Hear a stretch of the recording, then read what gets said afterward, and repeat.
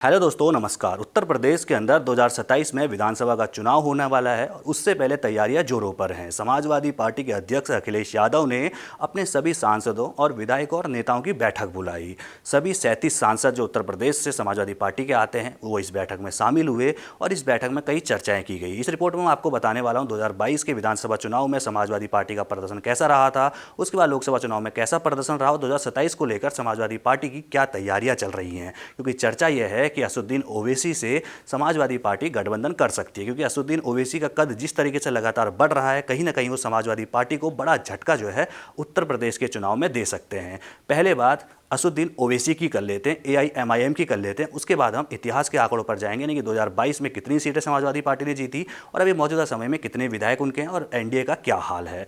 बात अगर असदुद्दीन ओवैसी की करें दोस्तों, तो लगातार उनका कद बढ़ता जा रहा है। जब उन्होंने 2014 में बीजेपी की सरकार आई, उसके बाद से वो लगातार जिस तरीके से अपने लोगों को, यानी कि मुसलमान लोगों को कहते रहे, हर रैली में ये कहते रहे कि जिनको आप वोट दे रहे हैं वो नरेंद्र मोदी को नहीं हटा सकता है। शुरुआत में इसका फल उनको नहीं मिला, लेकिन पिछले अगर हम कुछ सालों से देखें या हम ये कहें कि पिछले 2017 या 18 के बाद से हम देखें तो इसका फायदा असदुद्दीन ओवैसी को मिलता नजर आ रहा है। शुरुआत बिहार से करते हैं। बिहार में आपने देखा कि 2020 के विधानसभा चुनाव में असदुद्दीन ओवैसी की पार्टी ने 5 सीटें जीती थी। उसके बाद 2025 में फिर से चुनाव हुआ तो यहाँ भी 5 सीटें असदुद्दीन ओवैसी की एआईएमआईएम पार्टी जो है उसने जीत दर्ज की।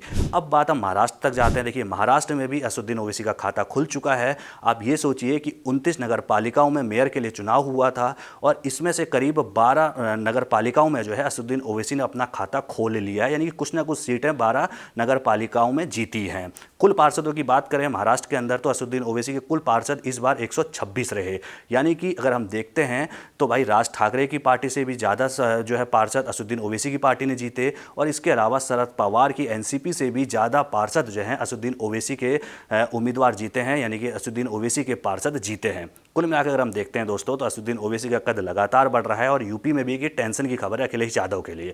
यही वजह है कि अखिलेश यादव ने बैठक की और इस बैठक के बाद जब नेता बाहर निकले तो उन्होंने ये एक बात कही कि भाई पीडीए की भलाई के लिए सबके लिए दरवाज़ा खुला है, यानी कि असदुद्दीन ओवैसी के लिए भी दरवाजे खुले हैं। जबकि बिहार चुनाव में हमने देखा था कि असदुद्दीन ओवैसी ने पत्र लिखा था आरजेडी को, लालू प्रसाद यादव को, तेजस्वी यादव को कि भाई हमें अपने साथ गठबंधन में शामिल कर लो, और उसके बावजूद भी आरजेडी ने, यानी कि तेजस्वी यादव ने उन्हें शामिल नहीं किया था और इसका नुकसान आरजेडी को हुआ था। एआईएमआईएम तो पूरी जो जिस तरीके से मतलब 2020 में लड़ी थी उसी तरीके से लड़ी, 5 सीटें तब भी जीती, 5 सीटें अब भी जीती, लेकिन वोट उन्होंने आरजेडी के खूब जमकर बिहार के अंदर काटे और यही वजह है कि आरजेडी का सन 2010 वाला हाल हो गया।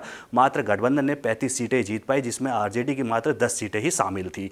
तो उत्तर प्रदेश के अगर हम देखते हैं तो भाई ये कयास लगाए जा रहे हैं कि अखिलेश यादव के साथ असदुद्दीन ओवैसी का गठबंधन हो सकता है, क्योंकि बैठक के बाद कहीं ना कहीं समाजवादी पार्टी के नेताओं ने ये दावा किया है कि भाई दरवाजे खुले हैं, यानी कि असदुद्दीन ओवैसी भी आ सकते हैं। अगर नहीं आते हैं तो भाई ये कहीं ना कहीं समाजवादी पार्टी के लिए नुकसान होने वाला है, क्योंकि समाजवादी पार्टी यानी कि अखिलेश यादव देख चुके हैं कि बिहार में कहीं ना कहीं मुस्लिम वोट कटा था और मुस्लिम वोट कटने की वजह से आरजेडी को इतना बड़ा नुकसान हुआ था। अगर हम उत्तर प्रदेश की बात करें दोस्तों, 2022 के चुनाव की बात करते हैं, फिर ओवैसी पर भी आएंगे कि ओवैसी का प्रदर्शन उत्तर प्रदेश के अंदर कैसा रहा है।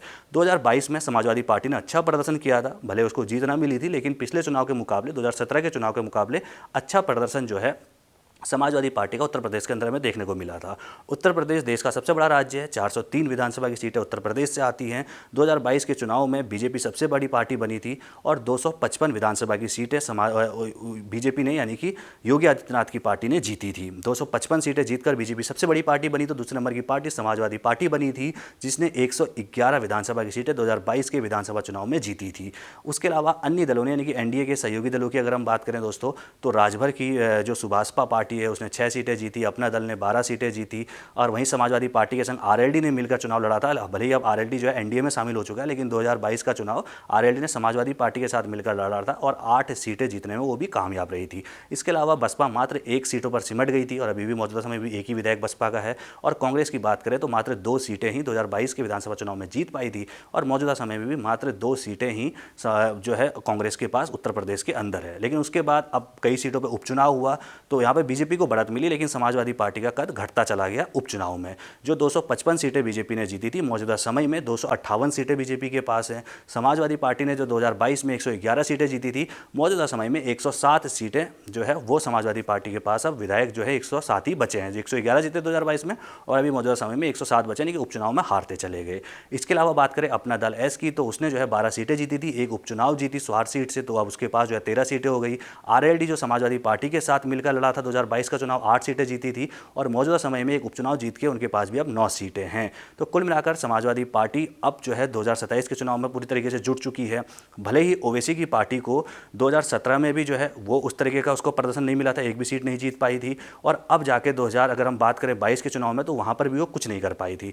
2017 में अगर उसके अच्छे प्रदर्शन की बात करें, तो जो अभी मौजूदा समय में संभल से सांसद है जियाउर रहमान, वो अच्छे प्रदर्शन के साथ तीसरे नंबर पर रहे थे, यानी कि एक अच्छा प्रदर्शन उनका यही रहा था 2017 के अंदर। लेकिन अभी तक एक भी सीट जो है समाजवादी पार्टी से अलग होकर वो लड़ती है हमेशा, लेकिन पहली बार समाजवादी पार्टी के साथ मिलकर लड़ेगी, तो शायद इस बार कुछ सीटें AIMIM यानी कि असदुद्दीन ओवैसी की पार्टी निकाल सकती है। इसकी चर्चाएं भी चल रही है और ओवैसी को दरकिनार करके कहीं ना कहीं अखिलेश यादव का ही नुकसान होने वाला है, क्योंकि PDA एक तरीके से हम देखें यादव और मुसलमान का वोट बैंक जो है लगातार अखिलेश को जाता है, और ओवैसी जिस तरीके से हर राज्य में जाकर मुसलमान को अपनी तरफ खींच रहे हैं, वोट काट रहे हैं, और यही नुकसान समाजवादी पार्टी भाप चुकी है। और यही वजह है कि ओवैसी के लिए दरवाज़ा कहीं ना कहीं अखिलेश यादव का समाजवादी पार्टी का खुला हुआ नजर आ रहा है। 2027 चुनाव में अभी वक्त है, लेकिन अभी से तैयारियां जो है वो शुरू हो चुकी है, क्योंकि उत्तर प्रदेश सबसे बड़ा राज्य है।